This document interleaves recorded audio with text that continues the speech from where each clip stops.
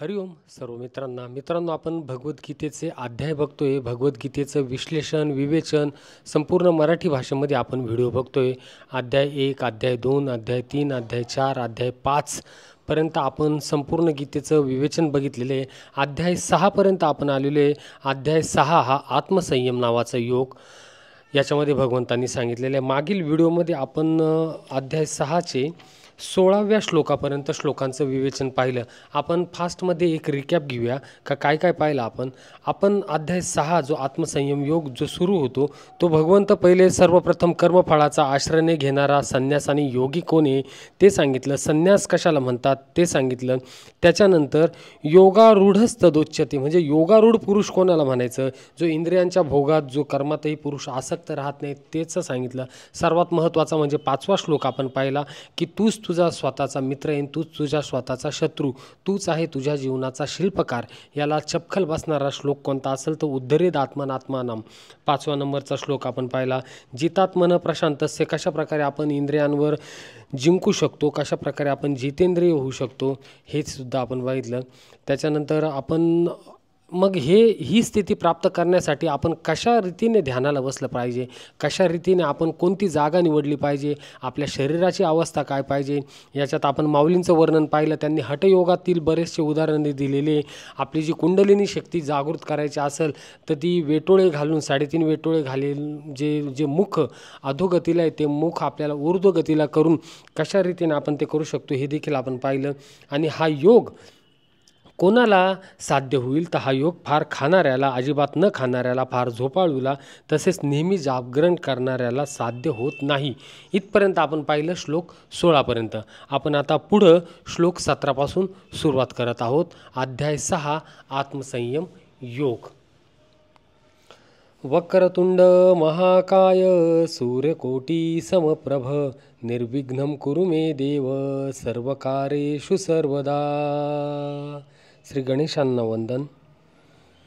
गुरुर्ब्रह्मा गुरुर्विष्णू गुरुर्देवो महेश्वरः गुरुर साक्षात परब्रह्म तस्मै श्री गुरवे नमः. श्री गुरूंना वंदन. श्रीकृष्ण गोविंद हरे मुरारे हे नाथ नारायण वासुदेव. ज्यांच्या मुखातून हे गीतेचं ज्ञान आपल्याला मिळते अशा भगवंतांना वंदन. सुरू करूया आपण श्लोक 17पासून. युक्ताहार विहारस्य युक्तचेष्टस्य कर्मसु युक्तस्वप्नावबोधस्य योगो भवति दुःखः. दुःखांचा नाश करणारा योग, यथायोग्य आहार विहार करणाऱ्याला, कर्मांमध्ये यथायोग्य व्यवहार करणाऱ्याला आणि झोपणे व जागणे याची यथायोग्य सांगड घालणाऱ्यालाच हा योग साध्य होतो. माऊली म्हणतात, अन्नभक्षण तर करावे पण ते युक्तियुक्तीने परिमित करावे. ज्याप्रमाणे जी कामे करावायची आहे ती युक्तीनेच प्रमाणात आणावी. भाषण परिमित असावे, त्याचप्रमाणे व्यायामही माफक करावा.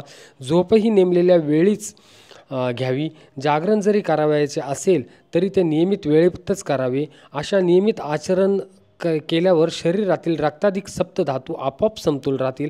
अशा प्रकारे बेताबेताने इंद्रियांची तृप्ती केली म्हणजे आपले मन संतोषाची वृद्धी करते. मित्रांनो, भगवान बुद्धांचं जर आपण वर्णन केलं, भगवान बुद्धांनी देखील अष्टांगिक मार्ग सांगितलेला आहे. त्याच्यामध्ये सर्व त्यांनी सम्यक मार्ग अवलंबायला लावलेला आहे. सम्यक दृष्टी, सम्यक कृती, सम्यक व्यायाम, सम्यक आजीविका. प्रत्येक गोष्ट करा परंतु त्याच्यात सम्यक स्थिती आणा. सम्यक म्हणजे ना जास्त ना कमी, एकदम समप्रमाणामध्ये ही स्थिती आणल्यावर तो योग आपल्याला साध्य होईल. श्लोक 18. यदा विनियतं चित्तमात्मानेवावतिष्ठते निस्पृहः सर्वकामेभ्यो युक्त इत्युच्यते तदा. पूर्णपणे ताब्यात आणलेले चित्त जेव्हा परमात्म्यात पूर्णपणे स्थिर होते तेव्हा सर्व भोगांची इच्छा नाहीशी झालेला पुरुष योगयुक्त म्हटला जातो. या श्लोकाचं विवेचन आपण पाहू. माऊलींनी काय केलेले आहे. याप्रमाणे बाहेरील इंद्रियांची स्थिती नियमित ठेवली तर अंतर्यामी सुख उत्पन्न होऊन त्या मनुष्याला अभ्यास न करिता योग सहज घडतो.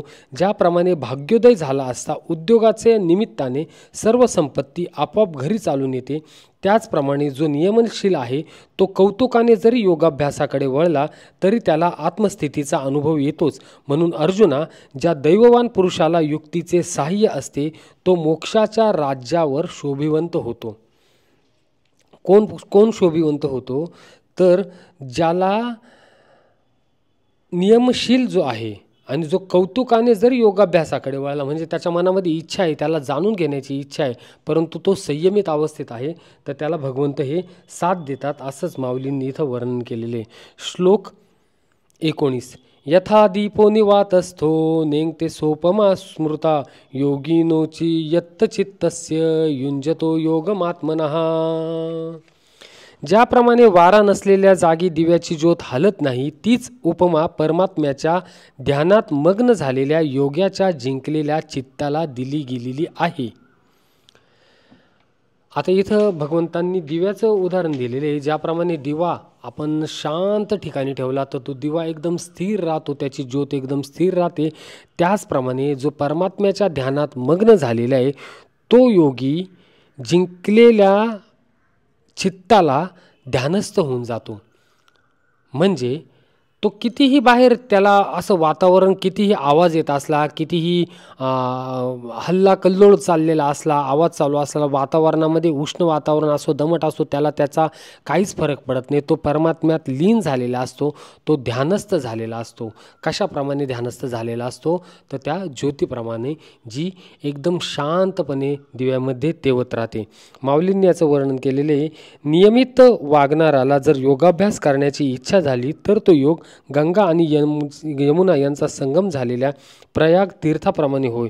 त्या आत्मस्वरूपी प्रयागाचे ठिकाणी ज्या मनुष्याचे मन क्षेत्रसन्यासाप्रमाणे कायम राहते त्याच मनुष्याला तू योगी म्हण. आणि प्रसंग अनुरोधाने हेही लक्षात ठेव की ज्याच्या चित्ताला निवाऱ्यातील दिव्याची उपमा लागू पडते. आता तुझ्या मनातील भाव जाणून आम्ही तुला काही गोष्टी सांगतो, ती लक्ष देऊन ऐक. तू योगप्राप्तीची इच्छा मनात बाळगतोस, परंतु अभ्यासाकडे तुझे लक्ष नाही, तर तो अभ्यास कठीण आहे अशी तुझे मनात भीती वाटते की काय ते सांग. पार्था, कदाचित तू ही भीती मनात बाळगशील, पण तसे करू नको. भगवंतांनी इथं सांगितलेले एक तुला भीती वाटेल हे करण्यासाठी, परंतु ती भीती तू मनात बाळगू नको. श्लोक 20 आपण बघूया. यत्रो परमते चित्तम निरुद्धम योग सेवया यत्र चैवात्मनात्मानं पश्यन्नात्मनि तुष्यति.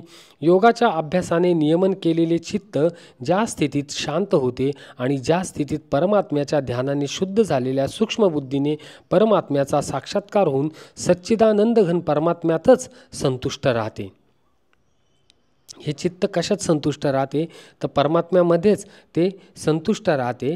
मग माऊली काय म्हणतात का आयुष्य स्थिर करते आणि संपणाऱ्या आयुष्याला मागे आणते, म्हणजेच मृत्यू टाळते. त्या औषधाला देखील जेव्हा शत्रू समजत नाही का, त्याचप्रमाणे पारलौकिक हितास जे चांगले ते नेहमी या इंद्रियांना दुःखदायक वाटते. एरवी या योग साधने इतका दुसरे सोपे साधन नाही. म्हणून आसनाच्या बळाने जो आम्ही खरा अभ्यास सांगितला त्या योगानेच या इंद्रियांचा झाला तर निग्रह होईल. म्हणजे जो माऊलींनी योगाभ्यास मागं सांगितलेला आहे त्यानेच इंद्रियांचा निग्रह झाला तर होईल असं माऊली इथं सांगतात. श्लोक 21 पाहू आपण. सुखमात्यांतिकम यत् यद्बुद्धी ग्राह्यमतींद्रियम वेत्ती यत्र न चैवायम स्थितश्चलति तत्वतः. इंद्रियातीत केवळ शुद्ध झालेल्या सूक्ष्म बुद्धीने ग्रहण करता येणारा जो अनंत आनंद आहे तो ज्या अवस्थेत अनुभवाला येतो आणि ज्या अवस्थेत असलेला हा योगी परमात्म्याच्या स्वरूपापासून मुळीच विचलित होत नाही. म्हणजेच चित्ताची धाव नेहमी पुढची असते. ती मागे फिरून ज्यावेळेस चित्ताला आत्मदर्शन होते त्यावेळी त्याला मी आत्मतत्वच आहे अशी ओळख पडते. ती ओळख पटल्याबरोबर ते सुखाच्या राज्यावर बसते आणि मग आत्म आनंदातच लोप पावते. आणि ज्यापेक्षा दुसरे काही अधिक नाही व ज्याला इंद्रिये कधी जाणत नाही असे जे आत्मस्वरूप म्हणजे ब्रह्मरूप ते स्वतःच होऊन राहते, ब्रह्ममय होऊन जातो. ब्रह्ममय चित्तात आपण एकलीन होऊन जातो. सर्वत्र ब्रह्म अहम ब्रह्मास्मी म्हणजे याची आपल्याला प्रचिती होऊ लागते. श्लोक 22. यम लब्ध्वा चापरम लाभम मन्यतेनाधिकम ततः यस्मिन् स्थितो न दुःखेन गुरुणापि विचाल्यते.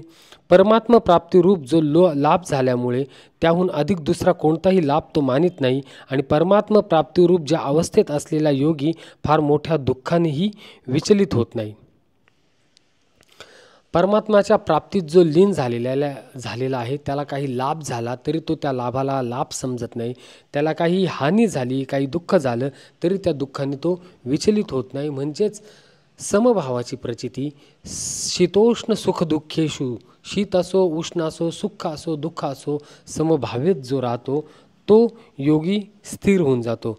मग अशी स्थिती झाल्यावर मेरू पर्वतापेक्षाही मोठ्या दुःखाच्या भाराने देह दडपला असता त्याच्या मनाला दुःख होत नाही. किंवा शस्त्राने जरी देह तोडला अथवा अग्नीत जरी पडला तरी महासुखात निमग्न झालेले त्याचे मन जागृत होत नाही. याप्रमाणे आत्मसुखात निमग्न झाल्यावर तो देहाची आठवण विसरतो आणि असे अनिर्वाच्य ब्रह्मसुख प्राप्त झाल्यामुळे इतर गोष्टींचा त्याला विसर पडतो. का विसर पडतो? कारण की तो परमात्म रूपात लीन झालेला आहे म्हणून. श्लोक 23. तम विद्या दुःख संयोग वियोगम योग संजितनम स निश्चयेन योक्तव्यो योग निर्विण्ण चेतसा. जो दुःखरूप संसाराच्या संयोगाने रहित आहे तसेच ज्याचे नाव योग आहे तो जाणला पाहिजे. तो योग न कंटाळता अर्थात धैर्य व उत्साहयुक्त चित्ताने निश्चयाने केला पाहिजे. म्हणजे हा योग करत असताना आपल्याला अडथळे येतील, मनामध्ये शंका कुशंका निर्माण होतील, तर त्या न बाळगता आपण जे सातत्य त्याच्यात ठेवलं पाहिजे ते सातत्य आपण त्याच्यामध्ये ठेवलेलं पाहिजे. भगवान म्हणतात का कोणताही अभ्यास करायचा असेल, कोणत्याही याच्यात आपल्याला स्थिर व्हायचं असेल तर त्याच्यासाठी 2 गोष्टी महत्त्वाच्या आहे. ते म्हणजे अभ्यास आणि वैराग्य. अभ्यास आणि वैराग्याबरोबरच त्याच्यामध्ये श्रद्धा आपली तेवढी असली पाहिजे. त्या श्रद्धेबरोबर अभ्यासाची जोड दिली, त्याच्यामध्ये आपण सातत्य ठेवलं तेव्हाच आपण हा योग साधू शकू. असंच भगवंतांनी याच्यात सांगितलेले. श्लोक 24. संकल्प प्रभवान कामन त्यक्त्वा सर्वान शेषतः मनसैवेंद्रियग्रामं विनियम्य समंततः. संकल्पाने उत्पन्न होणाऱ्या सर्व कामना पूर्णपणे टाकून आणि मनानेच इंद्रिय समुदायाला सर्व बाजूंनी पूर्णतया आवरून. म्हणजे हा श्लोक आपण आता कंटिन्यू पाहू. म्हणजे संकल्पाने उत्पन्न होणाऱ्या सर्व कामना पूर्णपणे आपण जे संकल्प करतो आपल्या मनात रोज वेगळ्या वेगळ्या नवीन नवीन कामना उत्पन्न येत राहतात. त्या कामना आणि मनानेच इंद्रिय समुदायाला सर्व बाजूंनी पूर्णतया आवरून, ह्या कामनेंना आवरून, ह्या इंद्रियांना आवरून काय करायचे ते श्लोक आपल्याला पुढच्या श्लोकात भगवंत सांगताय. श्लोक 25 मध्ये शनै शनैरुपरमदे मेद बुद्ध्या धृती गृहीतया आत्मसंस्थन मन कृत्वा न किंचिदपि चिंतयेत. मग ह्या अवस्था प्राप्त झाल्यावर आपण क्रमाक्रमाने क्षण क्षण, भगवंत काय म्हणताय, शनै शनै क्रमाक्रमाने अभ्यास करीत उपरत व्हावे. तसेच धैर्ययुक्त बुद्धीने मनाला परमात्म्यात स्थिर करून दुसऱ्या कशाचाही विचार करू नये. संकल्पाने कामनांचा त्याग करून ह्या इंद्रियांना आवरून क्षणाक्षणाला अभ्यास करत आपण धैर्ययुक्त बुद्धीने मनाला परमात्म्यात स्थिर करावे. धैर्ययुक्त बुद्धीने म्हणजे आपण संयम बाळगला पाहिजे, धीर धरला पाहिजे. ह्या धीराने आपण आपलं काम केलं पाहिजे. याच्यामध्ये मला आपल्या छत्रपती शिवाजी महाराजांचं एक घटना आठवते, ती मी थोडक्यात सांगतो. जेव्हा छत्रपती शिवाजी महाराज स्वराज्यांवर चाल करून अफजल खान जेव्हा आला होता तेव्हा अफजल खान अनेक मंदिरांची तोडफोड करत येत होता. वाटेत त्याला जी जी हिंदू मंदिरे लागत होती त्या सर्व हिंदू मंदिरांचा नाश करत तो येत होता. छत्रपती शिवाजी महाराजांचा क्रोध हा अनावरत होत होता. मावळे सैनिक सर्व महाराजांकडे प्रार्थना करत होते, महाराज तो आपल्या सर्व मंदिरांची नासधूस करतोय, काहीतरी करा काहीतरी करा. परंतु अशा वेळेस महाराजांनी बाळगला ते धैर्य, महाराजांनी बाळगले ते संयम. का ह्या अफजल खानाच्या फौजेला जर तोंड द्यायचं असेल तर आपण धैर्याने सामोरं गेलं पाहिजे. आणि मग तुम्हाला पुढची गोष्ट माहीतच आहे का कशा रीतीने अफजल खानाला महाराजांनी आपल्या जाळ्यात अडकवलं आणि अफजल खानाचा वध शिवाजी महाराजांनी, हा भगवंत म्हणतो ते आपल्यासाठी भगवंतच आहे महाराज, पण कशा रीतीने केला हे आपल्याला महाराजांच्या ह्या कृतीमधून दिसतं. तीच गोष्ट मला आठवते. आपण देखील असं धैर्य अंगी बाळगलं पाहिजे. आपण कोणतीही गोष्ट साध्य करण्यासाठी जेव्हा घेतो तेव्हा सर्वात महत्त्वाचं आपल्या अंगी पाहिजे ते धैर्य. तेच भगवंतांनी तर सांगितलेले. आपण माऊलींनी याचं काय वर्णन केलेलं आहे ते पाहू. बुद्धीला धैर्याचा आश्रय मिळाला म्हणजे मग ती मनाला हळूहळू ब्रह्म अनुभवाच्या वाटेला लावून त्याच ब्रह्मस्वरूपी स्थापना करते. या एका मार्गाने ब्रह्मप्राप्ती होते. आणि हेही होत नसल्यास याहीपेक्षा सुलभ असा दुसरा मार्ग सांगतो, तो ऐक. साधकाने असा एक नियम करावा की एकदा केलेला निश्चय कधीही टाळावयाचा नाही. अशा निश्चयाने जर मन स्थिर झाले तर अनायासेच काम झाले. पण जर असे न होईल तर त्या चित्ताला खुशाल स्वैर वागू द्यावे.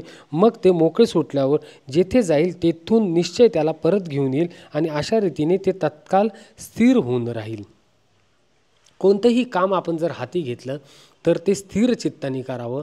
परंतु जर मन स्वैर झालं तर त्याने खुशाल चित्ताला स्वैर वागू द्यावे. मग ते मोकळे सुटल्यावर त्याला जिथं जाईल तेथून निश्चय त्याला परत घेऊन येईलच, असं माऊलींनी इथं वर्णन केलेले नाही. श्लोक 26. यतो यतो निश्चरती मनश्चंचलमस्थिरम ततस्ततो नियमैतदात्मनेव वशं नयेत. हे स्थिर न राहणारे चंचल मन ज्या ज्या शब्दादी विषयांच्या निमित्ताने संसारात भरकटत असते त्या त्या विषयांपासून त्याला आवरून वारंवार परमात्म्यात स्थिर करावे. म्हणजे माऊलींचं वर्णन ह्या श्लोकाचं होतं, ते आपण आधीच वाचलं का हे चंचल मन जर आपलं स्थिर नाही राहिलं तर त्याला त्या संसार म्हणजे त्या विषयांमध्ये भटकू द्यावं. परंतु सवय लावावी का त्या विषयांमध्ये भटकून परत आपण ज्या ठिकाणी आपलं चित्त लावतोय त्या ठिकाणी पुन्हा मन एकाग्र करावं. आपण म्हणजे मनाची ती सवयच आहे, ते भटकत राहील, ते एकाग्र होणार नाही. परंतु त्याला भटकून द्यावं, त्याला ओढून ताडून नाही, तर पुन्हा आपण त्याला विषयावर, आपण ज्या विषयावर चित्त एकाग्र करतो त्या विषयावर आणावं, असंच भगवंत इथं सांगता येईल. श्लोक 27. प्रशांत मनसम हेनम योगिनम सुखमुत्तमम उपैती शांतरजसम ब्रह्मभूतमकल्मषम. कारण ज्याचे मन पूर्ण शांत आहे, जो पापरहित आहे आणि ज्याचा रजोगुण शांत झालेला आहे, अशा या सच्चिदानंदघन ब्रह्माशी ऐक्य पावलेल्या योग्याला उत्तम आनंद मिळतो.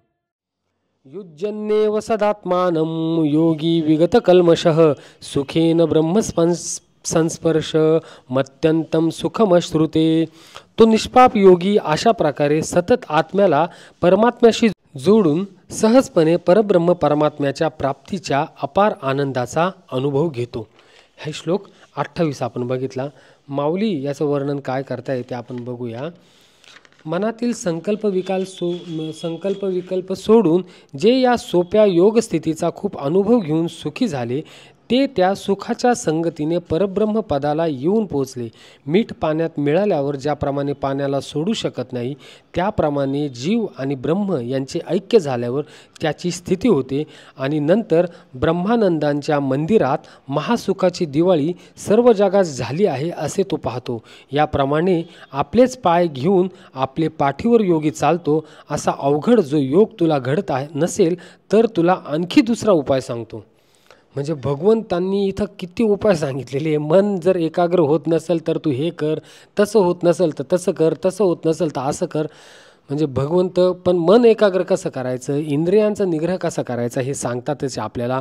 म्हणून या अध्यायाचं नावच आत्मसंयम योग आहे. कशा रीतीने आपण ह्या आत्म्यावर, ह्या आपल्या स्वतःवर नियम मिळवला पाहिजे, संयम मिळवला पाहिजे. श्लोक 29. सर्वभूतस्थमात्मानं सर्वभूतानि चात्मनि इक्षते योगयुक्तात्मा सर्वत्र समदर्शनः. त्याचा आत्मा सर्वव्यापी अनंत चैतन्यात ऐक्यस्थितीरूप योगाने युक्त असून जो सर्वांना समभावाने पाहणारा आहे असा योगी आत्मा सर्व प्राणीमात्रात स्थित व सर्व प्राणीमात्र आत्म्यात कल्पिलेले पाहतो. माऊलींनी काय वर्णन केलेले ते पाहू आपण. माऊलींनी श्लोक 29 आणि 30 एकत्र वर्णन केलेले आहेत. आपण श्लोक 30 पण पाहू. यो मां पश्यति सर्वत्र सर्वं च मयि पश्यति तस्याहं न प्रणश्यामी सचमेन प्रणश्यती. जो पुरुष सर्व प्राण्यात सर्वांचा आत्मा असलेल्या मला वासुदेवालाच व्यापक असलेला पाहतो आणि सर्व प्राण्यांना मज वासुदेवात पाहतो त्याला मी अदृश्य असत नाही आणि मला तो अदृश्य असत नाही. फार छान वर्णन केलेले भगवंतांनी इथं. माऊली म्हणतात, मी सर्वांच्या देहात आहे आणि माझ्या ठिकाणी सर्व आहे याविषयी तर वाद नाहीच. अशा रीतीने जग व ईश्वर ही एकमेकात मिसळली आहेत, पण प्रत्येक साधकाच्या बुद्धीने तसे स्वीकारले पाहिजे एवढेच. अर्जुना, एरवी तरी जो ऐक्य भावनेने सर्व भूतांच्या ठिकाणी मी व्यापक आहे असे मानून बसतो, व्यक्तिमात्राच्या अनेकत्वाने त्याचे अंतःकरणात अनेकत्व उत्पन्न होत नाही आणि जो केवळ सर्व ठिकाणी मीच व्यापक आहे असे जाणतो, तो आणि मी एक असे बोलणे व्यर्थच होय. एरवी धनंजया बोलून दाखविले नाहीस तरी त्याचे व माझे रूप एकच आहे. ज्याप्रमाणे दिवा आणि प्रकाश यांच्यामध्ये एकत्वाची योग्यता असते, त्याप्रमाणे तो माझ्या ठिकाणी व मी त्याच्या ठिकाणी आहे. जसे पाण्याचे योगाने गोडी किंवा गायनाच्या योगाने पोकळी यांचे अस्तित्व असते, तसा माझ्याच रूपाने तो योगी रूपवान दिसतो. याच्यामध्ये भगवंताचं जो स्मरण करतो, भगवंताची चित्त जो एकाग्र करतो, त्यांच्यामध्ये फरक राहत नाही. भगवंत आणि तो भक्त हे एकच होऊन जातात, असंच भगवंतांनी इथं सांगितलेले. श्लोक 31. सर्वभूतस्थितं यो मां भजत्येकत्वमास्थितः सर्वथा वर्तमानोऽपि स योगी मयी वर्तते. जो पुरुष ऐक्य भावाला प्राप्त होऊन सर्व प्राणीमात्रात आत्मरूपाने असलेल्या मला सच्चिदानंदघन वासुदेवाला भजतो, तो योगी सर्व प्रकारचे व्यवहार करत असला तरी त्याचे व्यवहार माझ्यातच होत असतात. कोणाचे?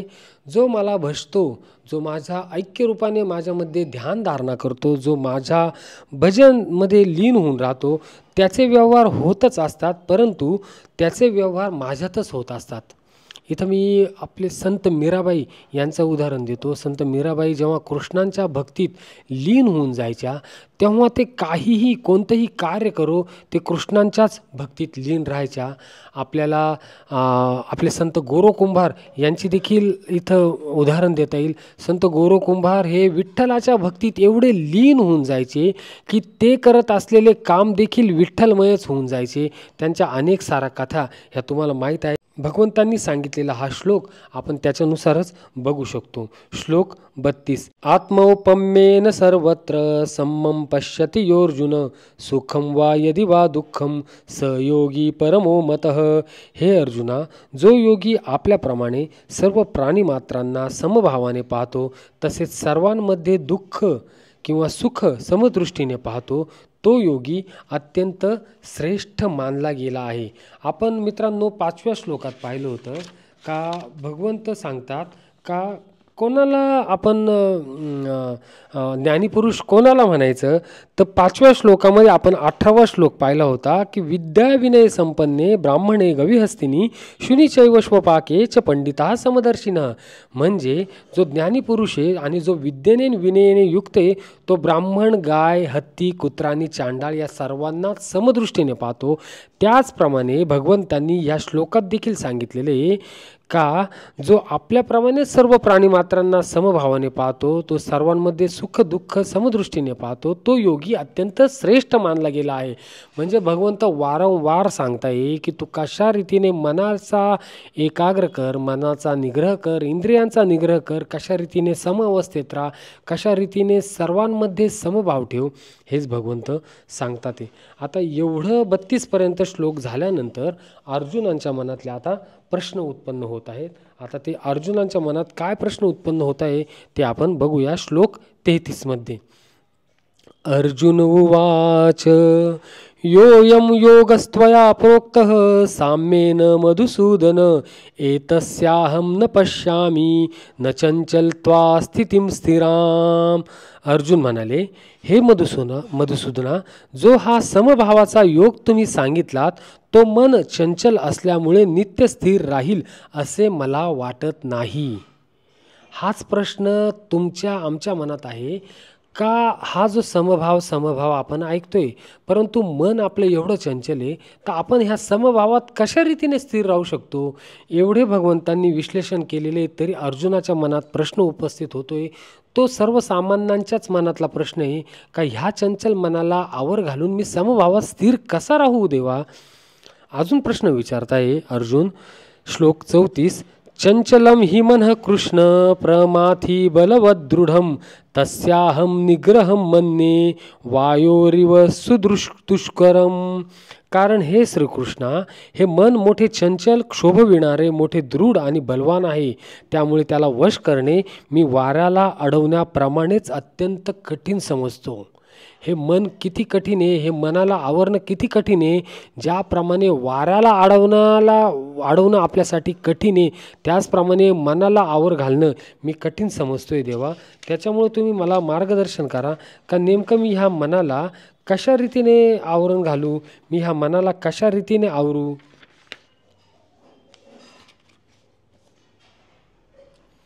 माऊलींनी भगवंत अर्जुनाने विचारलेल्या या दोन्ही प्रश्नांचं वर्णन फार छान केलेले आहे, ते आपण ऐकू. मग अर्जुन श्रीकृष्णास म्हणतो, देवा तुम्ही आमची दया मनात आणून हा समतेचा मार्ग सांगितला, परंतु मनाच्या चंचल स्वभावापुढे आमचा टिकाव लागत नाही. हे मन कसे आणि केवढे आहे असे पाहू म्हटले तर ते सापडत नाही. एरवी त्याला फिरण्याला त्रैलोक्यही पुरे पडत नाही. म्हणून माकडाला समाधी लागणे किंवा मोठ्या वाऱ्याला स्थिर हो म्हणताच तो थांबणे, ह्या गोष्टी कशा घडतील. माऊली इथं मनाला माकडाची उपमा देतात. हे माकड ज्याप्रमाणे एका ठिकाणी स्थिर राहत नाही, एका फांदीवरून दुसऱ्या फांदीवर, दुसऱ्या फांदीवरून तिसऱ्या फांदीवर सतत विहार करत राहतं, त्याची सतत चंचल अवस्था आपल्याला दिसत असती, त्याच माकडाची चंचल अवस्था आपल्या मनाची आहे. जे मन बुद्धीला छळते, निश्चय मोडते, धैर्याचे हातवार हा हा म्हणतात तुरी देऊन निघून जाते, जे विकाराला चकवते, संतोषाला नादी लावते आणि मनुष्य एके ठिकाणी बसला तरी दशदिशा हिंडवते, ज्याला कोंडले असता ते उफाळून बाहेर येते आणि निग्रह केला असता उलट त्याला मदत करतो, असे हे मन आपला स्वभाव सोडील का. म्हणून मग एक मन जर स्थिर राहील तर मग आम्हाला साम्यावस्था प्राप्त होईल, परंतु मनाची अशी चंचल वृत्ती असल्यामुळे ती प्राप्त होणे कठीण आहे. मनाला एका ठिकाणी गुंतून ठेवणे फार अवघड आहे. मनाची चंचल अवस्था इथं माऊलींनी वर्णन केलेले. मन एका ठिकाणी कधीच स्थिर राहत नाही. सर्वात वेगवान जर कोण असेल तर ते आपलं मन सांगितलेले. मन क्षणात, आता मी नाशिकमध्ये रेकॉर्डिंग करतोय तर मन क्षणात नाशिकमध्ये, आणि आता 6 देशांची यात्रा करून आलो तर मन क्षणात इंडोनेशियामध्ये जाईल, मन क्षणात थायलंडला जाईल, मन क्षणात व्हिएतनामला जाईल, मन क्षणात उज्जैनला जाईल, मन क्षणात काशी. म्हणजे ज्या ज्या ठिकाणी आपल्या आठवणी आपल्या मनात गुंतलेल्या आहे त्या त्या ठिकाणी मन जाऊ शकतं. कारण की एखादी गोष्ट काही ऐकण्यात आली आपल्या, तर त्या ठिकाणी आपल्या निगडीत काही आठवणी असतील तर मन लगेच त्या ठिकाणी जातं. मनाचा वेग हा सर्वात मोठा वेग सांगितलेला आहे. आणि म्हणून आपण मारुतीची देखील जेव्हा उपासना करतो ना मित्रांनो, तेव्हा आपण जेव्हा ते स्तोत्र म्हणतो त्याची सुरुवात आपण करतो, मनोजवम मारुततुल्य वेगम. मनोजवम, मनाप्रमाणे ज्याचा वेग आहे, म्हणजे हा मारुती रायाचा वेग कसा आहे, मनाप्रमाणे वेग आहे. मनोजवम मारुततुल्य वेगम, असं अतुलित वेग ज्याचा आहे तो मारुती राय. म्हणजे मारुती भगवंतांना त्या मनाच्या वेगाची उपमा दिलेली, असा हा मनाचा वेग माऊलींनी इथं वर्णन केलेलं आहे. आता अर्जुनाने हे जे प्रश्न विचारलेले त्याला भगवंत काय उत्तर देत आहे. श्लोक 35. श्री भगवानुवाच असंशयं महाबाहो मनो दुर्निग्रहं चलम अभ्यासेन तु कौंतेय वैराग्येण च गुह्यते. श्री भगवंतांनी उपाय सांगितलेले. आपण श्लोकाचा अर्थ पाहू. श्री भगवान म्हणाले, हे महाबाहो, मन चंचल आणि आवरण्यास कठीण आहे यात शंका नाही, परंतु हे कुंतीपुत्र अर्जुना, ते अभ्यासाने आणि वैराग्याने ताब्यात येते. भगवंतांनी 2च शब्दात मनाला ताब्यात कसं आणायचं ते सांगितलेले. आपल्याला फार छोटे वाटत असेल मित्रांनो हे का अभ्यास आणि वैराग्य, परंतु याचाच खरंच आपण अभ्यास केला, कशाचा, ह्या अभ्यास आणि वैराग्याचाच जर आपण अभ्यास केला तर ह्या मनाला आवरण्यास सोपंच जाईल, असंच भगवंत इथं सांगतात. हे माऊलींनी याचं वर्णन केलेले आहे. तेव्हा श्रीकृष्ण म्हणतात, तू जे बोललास ते खरेच तसेच आहे. या मनाचा स्वभाव खरोखरच चंचल आहे, परंतु याला वैराग्याच्या आधाराने अभ्यासाच्या रस्त्याला लावले तर काही कालाने हे स्थिर होईल. कारण या मनाच्या ठिकाणी एक चांगला गुण आहे ज्याची याला चटक लागेल. याच ठिकाणी राहावयास हे सोकावते, म्हणून त्याला कौतुकाने आत्मसुख दाखवित राहा. ह्या अभ्यास आणि वैराग्याने जेव्हा आपल्याला आत्मसुखाची प्राप्ती होत राहील तेव्हा ह्या मनाला चटक लागल आणि मग ते मन आपलं गुंतून राहील, असंच माऊलींनी इथं वर्णन केलेले आहे. भगवंत अजून सांगतात ते श्लोक 36 मध्ये, असंयतात्मना योगो दुष्प्राप इति मे मतिः वशात्मना तु यतता शक्यो वाप्तुमुपायतः. ज्याने मनावर ताबा मिळविला नाही अशा पुरुषाला योग साधने कठीण आहे आणि ज्याने मन ताब्यात ठेवले आहे अशा प्रयत्नशील माणसाला साधनेने तो प्राप्त होणे शक्य आहे असे माझे मत आहे. आपण मागं पाहिलं भगवंतांनी सांगितलं का तू ध्यानात बस, समकाय शिरोग्रीव अवस्था ठेव, नाकाच्या शेंड्यावर डोळ्यांची अवस्था ठेव, पाठीचा कणा ताठ ठेवून मन एकाग्र ठेवून शांत चित्तात बस. परंतु जर तू मनावर ताबाच मिळवला नाही तर तू त्या अवस्थेत बसशील का? नाही. आपण बसलोय ध्यानाला परंतु मन भरकटतंय तर ते ध्यान न राहता ते वेगळंच होऊन जाईल, म्हणजे ध्यान होणारच नाही ते. त्याच्यामुळं जेव्हा आपलं मन ताब्यात राहील, मनाला जेव्हा आपण साधनेमध्ये एकाग्र करू तेव्हाच तो मनुष्य साधना त्याच्याकडून सिद्ध होईल असेच भगवंत इथं सांगतात. ते माऊलींनी याचं काय वर्णन केलेले आहे? एरव्ही ज्याला ज्याला वैराग्य नाही व जो कधीही अभ्यासही करीत नाही त्याला हे मन आवरणार नाही असे आम्ही कोठे मानित नाही. परंतु जो यमनियम प्राणायाम वगैरेचा अभ्यास करीत नाही, ज्याला वैराग्याची कधी आठवण होत नाही आणि जो केवळ विषयरूप जलात माशासारखी बुडी देऊन राहिला आहे आणि अशा प्रकारे विषयलंपट झालेल्या त्याच्या मनाला युक्तीची चिमट कधी लागली नाही असे मन निश्चल कसे होईल सांग बरे. म्हणून मनाचा निग्रह होईल असा जो उपाय आहे त्याला तू सुरुवात कर. मग ते कसे निश्चल होत नाही ते पाहू. तर योग साधने म्हणून जेवढी आहेत तेवढी सर्व काय खोटे आहेत, परंतु आपल्याला अभ्यास होत नाही असे म्हण. जर योग साधनांचे बळ अंगात असले तर प्राणायामाच्या चंचलतेची काय कथा? योग बलाने महातत्वाधिक साधन होत नाहीत का? असं भगवंतांनी इथं वर्णन केलेले, माऊलींनी इथं वर्णन केले. माऊलींनी इथं योग आणि प्राणायामाचा उल्लेख केलेला आहे. पतंजलींनी देखील अष्टांग योगामध्ये योग म्हणजे योगश्चित्त वृत्ती निरोधा आणि प्राणायामामध्ये आपण जेव्हा स्थिर होऊ तेव्हाच आपण या चित्तांमध्ये निर्माण होणाऱ्या वृत्तींचा निरोध करून आपण एकाग्र होऊ शकतो असंच सांगितलेले. भगवंतांनी एवढं सांगितल्यावर देखील अर्जुनांच्या मनातले प्रश्न उपस्थित होत आहे. ते प्रश्न आपण पाहू श्लोक 37 मध्ये. अयतीह श्रद्धयोपेतो योगचलित मानसः अप्राप्य योग संसिद्धिम कामगतीम कृष्ण गच्छती. अर्जुन म्हणाले, हे कृष्णा, जो योगावर श्रद्धा ठेवणारा आहे परंतु संयमी नसल्यामुळे ज्याचे मन अंतकाळी योगापासून विचलित झाले असा साधक योगसिद्धीला म्हणजे भगवत साक्षात्काराला प्राप्त न होता कोणत्या गतीला जातो?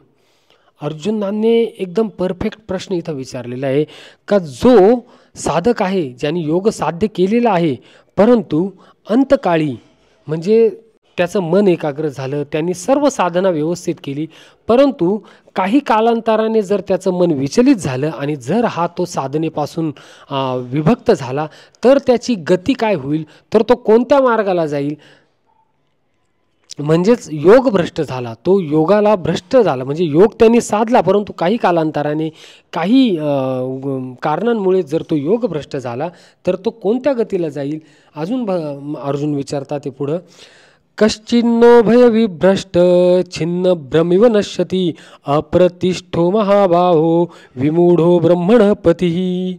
हे महाभावो, भगवत प्राप्तीच्या मार्गात मोहित झालेला व आश्रयरहित असलेला पुरुष छिन्न विछिन्न ढगाप्रमाणे दोन्हीकडून भ्रष्ट होऊन नाश तर नाही ना पावत? अर्जुन त्यांच्या मनामधले जे संशय आहे ते विचारताय. मग असा जो मनुष्य आहे जो योगाला साध्य झाला परंतु काही कालांतराने तो योग मार्गापासून विचलित झाला तर तो नाश तर पावत नाही ना? अर्जुनांनी अजून पुढे प्रश्न विचारलेले.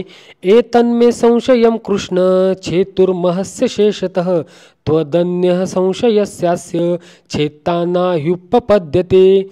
हे श्रीकृष्णा, हा माझा संशय तुम्हीच पूर्णपणे नाहीसा करू शकाल, कारण तुमच्याशिवाय दुसरा हा संशय दूर करणारा मिळण्याचा संभव नाही.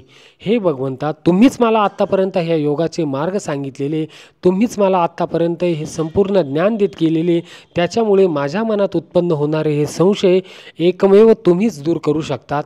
तर माझे ते संशय तुम्ही दूर करा, माझ्या मनातली ही व्यथा तुम्ही दूर करा. श्लोक 40 मध्ये आता भगवंत उत्तर देतात. श्री भगवानुवाच पार्थ नैवेह नामुत्र विनाशस्तस्य विद्यते नहि कल्याण कृत्किच्छी दुर्गतिम तात गच्छती. श्री भगवान म्हणाले, हे पार्था, त्या पुरुषाचा इहलोकातही नाश होत नाही, तो परलोकातही नाही. कारण बाबा रे, आत्मउद्धारासाठी अर्थात भगवत प्राप्तीसाठी कर्म करणारा कोणताही मनुष्य अधोगतीला जात नाही. भगवंत इथे असं म्हणत नाही का त्याने मार्ग सोडलेला आहे, तो मार्गापासून विचलित झालेला आहे तर तो अधोगतीला जाईल, तर असं नाही. कारण की त्यांनी प्रयत्न केलेले आत्मउद्धारासाठी भगवत प्राप्तीसाठी त्याने कर्म केलेले, त्याच्यामुळे असा कोणताच मनुष्य इहलोकातही नाही आणि परलोकातही तो नाश पावत नाही आणि तो अधोगतीलाही जात नाही. माऊलींनी याचं वर्णन काय केले ते पाहू आपण. तेव्हा श्रीकृष्ण म्हणाले, पार्था, ज्याला मोक्षप्राप्तीची इच्छा आहे त्याला मोक्षान वाचून दुसरी गती आहे काय? परंतु त्याला मध्यंतरी विश्रांती घ्यावी लागते, एवढेच काय ते. पण त्या विश्रांतीत त्याला जे सुख होते ते देवांना सुद्धा मिळत नाही. एरवी जर याने अभ्यासाची पावले जोरात टाकली असती, म्हणजे झपाट्याने अभ्यास केला असता, तर एक दिवस आयुष्य मावळण्याच्या पूर्वीच हा मोक्षप्राप्तीच्या गावाला पोहोचला असता. परंतु तितका त्याचा वेग नसल्यामुळे विसावा घेणे भाग पडले. तथापि मागाहून तरी मोक्षप्राप्ती ही ठेवलीच आहे. बघा, माऊलींनी फार छान वर्णन केलेले. मोक्षप्राप्तीची गती म्हणजे आपण बघतो काही साधकांची गती ही तीव्र असते, काही साधकांची गती एकदम संत असते. एकदम संतपणे काही वाटचाल करत असतात. काही साधक म्हणतात का आम्हाला फार उशिरा समजतं. ज्याप्रमाणे वर्गात सर्व विद्यार्थी हे सारखे नसतात, शिक्षक शिकवताना सर्वांना एकच शिकवतात, परंतु ग्रहण करण्याची, आकलन करण्याची क्षमता ही प्रत्येकाच्या विद्यार्थ्यांच्या आकलन क्षमतेनुसार ही वेगवेगळी असते. काही विद्यार्थी वर्गांमध्ये टॉपचे मार्क मिळवतात, तर काही विद्यार्थी मागं राहतात. हे सर्व काही असतात, परंतु हळूहळू ते अभ्यासामध्ये प्रवीण होत चालतात. त्याचप्रमाणे साधक जे असतात ते देखील हळूहळू प्रवीण होत राहतात. ते मोक्षप्राप्तीला मार्ग होतात. जे साधक झपाट्याने प्रवास करतात ते आयुष्य मावळण्याच्या पूर्वीच, मृत्यूच्या पूर्वीच मोक्षप्राप्तीला प्राप्त होतात. परंतु ज्यांची गती संत आहे ते पुढच्या जन्मात देखील त्यांनी जिथपर्यंत गती त्यांनी मिळवलेली त्याच्या पुढच्या गती ते धारण करतात. म्हणजे त्यांनी जे अभ्यास ह्या जन्मात अभ्यास केलेला आहे तो वाया जात नाही, तो अधोगतीला जात नाही, तर ते ऊर्ध्वगतीलाच प्राप्त होतात. श्लोक 41 मध्ये भगवंत अर्जुनांना कंटिन्यू सांगतात, ते प्राप्य पुण्यकुताम लोकानुश्विता शाश्वती समहा शुचीनाम श्रीमताम गेहे योगभ्रष्टोभिजायते. योगभ्रष्ट पुरुष पुण्यवानांना मिळणाऱ्या लोकांना अर्थात स्वर्गादी उत्तम लोकांना जाऊन तिथे पुष्कळ वर्ष राहून नंतर शुद्ध आचरण असणाऱ्या श्रीमंतांच्या घरात जन्म घेतो. भगवंतांनी इथं ते देखील स्पष्ट केलेले की असा मनुष्य जो योगाच्या मार्गावर राहिलेला आहे, परंतु जर त्याचं आयुष्य मध्येच संपलं, त्याची वाट आयुष्याची संपली, मृत्यू ओढवला, तर तो मनुष्य पुढच्या जन्मात अशा घरात जन्म घेतो का तिथून त्याची साधना ही परत कंटिन्यू होते. भगवंतांनी ते एवढं देखील सांगितलेले की शुचिनाम श्रीमंतागे हे शुद्ध आचरण असणाऱ्या श्रीमंतांच्या घरात जन्म घेतो. श्रीमंताच्या घरात घेतो, परंतु कोणते? ज्यांचं आचरण शुद्ध आहे अशा घरात तो जन्म घेतो. माऊलींनी देखील ह्या श्लोकांचं वर्णन केलेले ते आपण बघूया. सर्व धर्मांचे माहेरघर अशा कुलात तो मनुष्य जन्म पावतो. शेत कापल्यावर पडलेल्या भात गोट्यांचे शेत जसे जोराने फोपावते तसे त्याच्या ऐश्वर्याची वृद्धी होते.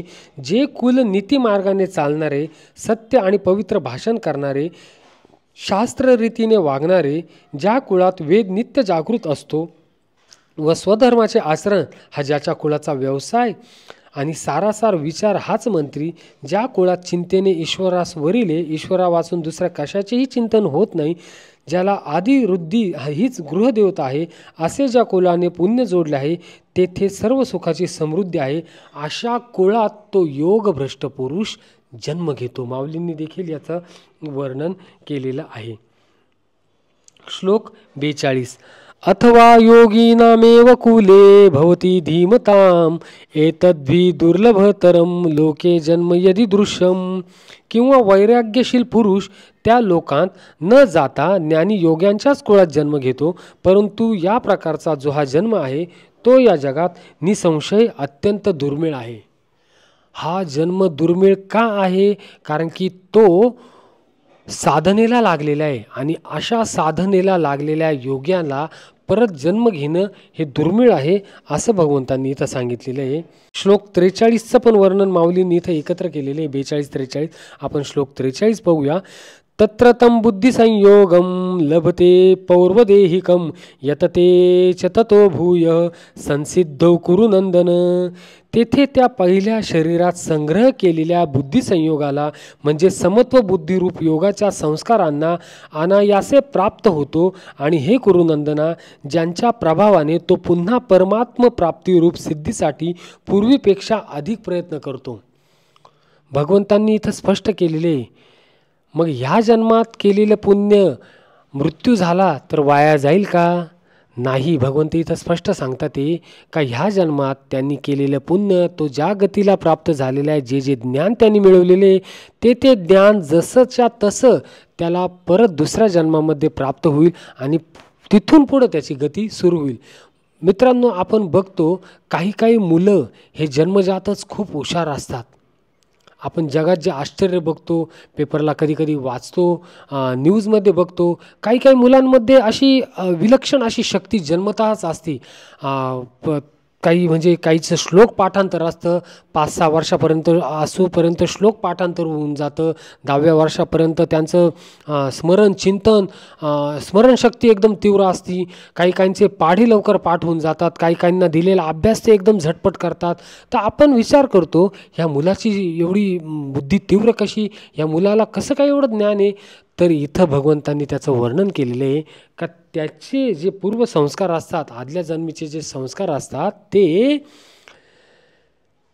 पौर्वदेहिकम बुद्धिसंयोगम लभते. पौर्वदेहिकम पूर्वदेहातली बुद्धी ती पुन्हा लाभते. उदाहरणार्थ आपण इथं शंकराचार्यांचं जर उदाहरण घेतलं तर शंकराचार्यांचं आदिगुरु शंकराचार्यांचं आयुष्य हे फार कमी होतं, परंतु त्यांनी इतक्या कमी वयामध्ये वेदांचं अध्ययन केलं, वेदांचं पठन केलं, वेद स्मरण केले. नंतर 13व्या वर्षी त्यांनी संपूर्ण वेदांवर भाष्य लिहून टाकले. आज आपण जे शंकराचार्य विरचितम जे स्तोत्र वाचतो ते त्यांनी 13व्या वर्षी पूर्ण केलेले होते. अशी त्यांची प्रगल्भ बुद्धी होती. हे त्यांचं पूर्वजन्मापासून आधीच्या जन्मापासून संचय होऊन मग ते शंकराचार्य झाले.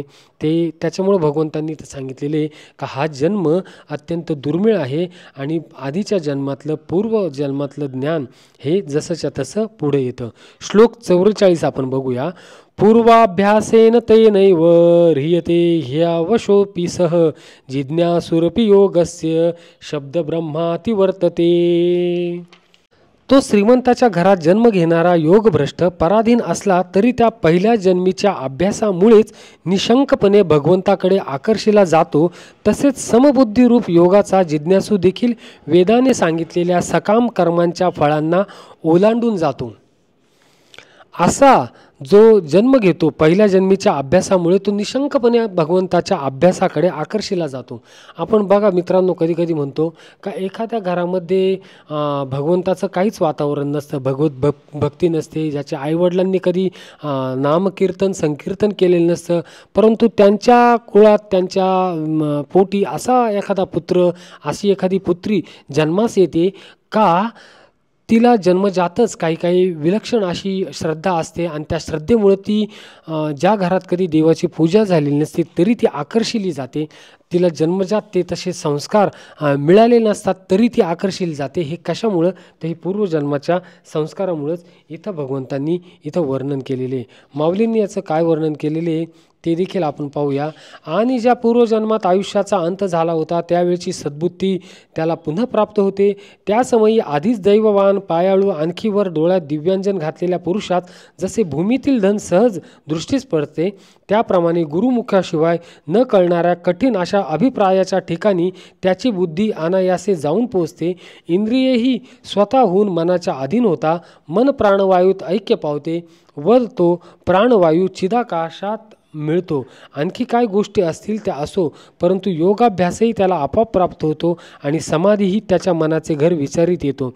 जगाला आरंभ करणारी जी रंभा म्हणजे पार्वती, तिचा गौरव करणारा योगपीठाचा शंकरच की काय, किंवा वैराग्यरूप सिद्धीचा मूर्तिमंत अनुभवच प्रकट झाला की काय, किंवा हे संसार मोजण्याचे मापच अथवा अष्टांग योग साहित्यांचे बेटच होय, सुगंधानेच ज्याप्रमाणे चंदनाचे रूप धारण करावे.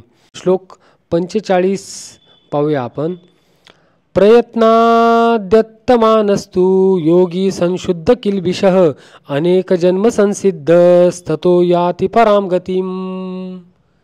परंतु प्रयत्नपूर्वक अभ्यास करणारा योगी तर मागील अनेक जन्मांच्या संस्कारांच्या जोरावर याच जन्मात पूर्ण सिद्धी मिळवून सर्व पापांपासून मुक्त होऊन तात्काळ परमगतीला प्राप्त होतो.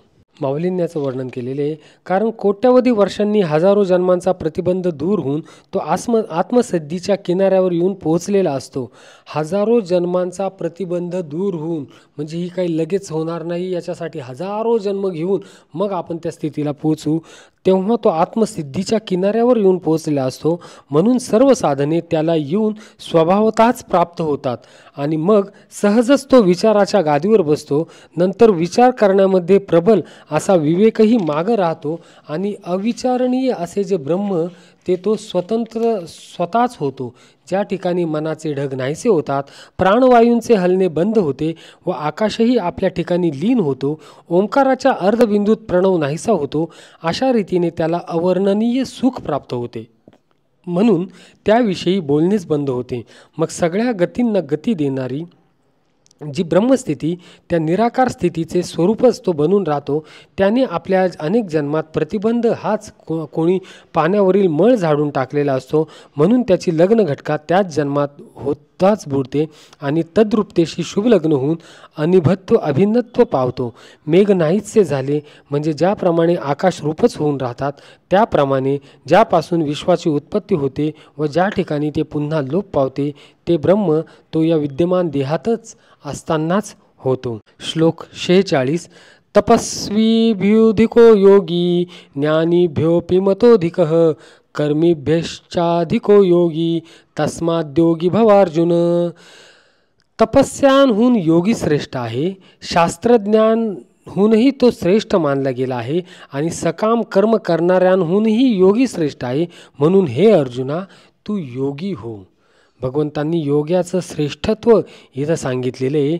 ज्या लाभाच्या आशेने कर्मनिष्ठ पुरुष आपल्या बाहुबलाच्या विश्वासावर कर्ममार्गाच्या प्रवाहात उडी घेतो, किंवा ज्या एका वस्तुकाठी ज्ञानी पुरुष हे ज्ञानरूप कवच धारण करून समरांगणात प्रपंच शत्रूंशी झगडतात, अथवा ज्याच्या प्राप्तीसाठी तपस्वी लोक हे निराधार निसरडे झालेल्या अशा तपरूप पर्वताच्या कड्यावरून प्रवास करतात, जे भजन करणाऱ्यांच्या भजनाचे अधिष्ठान असे प्रकारे सर्वांस पूज्य आणि जे साधकांचे सिद्ध तत्व ते निर्वाण परब्रह्म तो स्वतःच बनतो. म्हणून तो कर्मनिष्ठांना वंद्य, ज्ञान्यांना विचारणीय आणि तपस्व्यांचा मूळ तपोनाथ होय.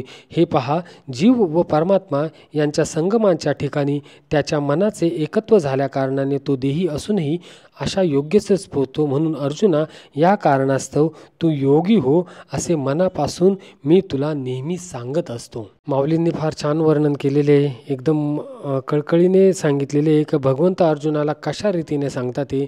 आत्मसंयम नाव योगाच्या 6व्या अध्यायातील आपण श्लोक 47 हा अंतिम श्लोक पाहूया.